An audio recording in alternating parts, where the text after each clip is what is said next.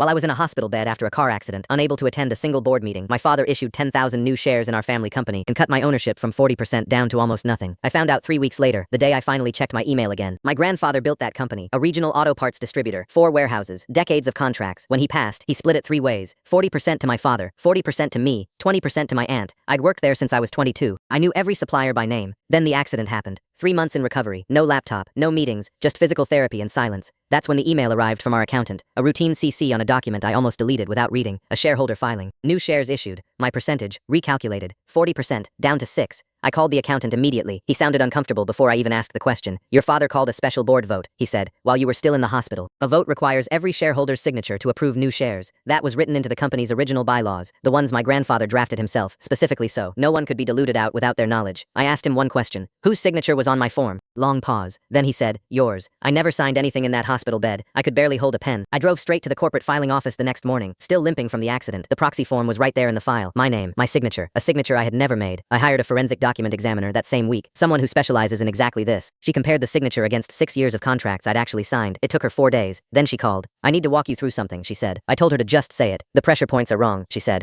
Real signatures have natural variation, speed, pen lift. This one was traced, slowly, off another document. Someone had copied my signature from an old form, line, by hand. That's when she found the second thing. The notary stamp on the proxy listed a date I was still under sedation, recovering from surgery. Hospital records confirmed it down to the hour. I wasn't capable of holding a pen that day, let alone driving to a notary's office across town. I asked the only question that mattered: who notarized it? The name on the stamp belonged to my father's longtime business partner, a notary commission he'd held for 11 years, the same man who'd witnessed half our family's paperwork for over a decade. I confronted my father myself. I walked into his office, laid both documents on his desk, the forged proxy and the forensic report side by side. He didn't even look surprised. The company needed capital, he said. I was going to explain it once you were better. I asked him why he didn't just ask me. He looked at me and said, because I knew what you'd say.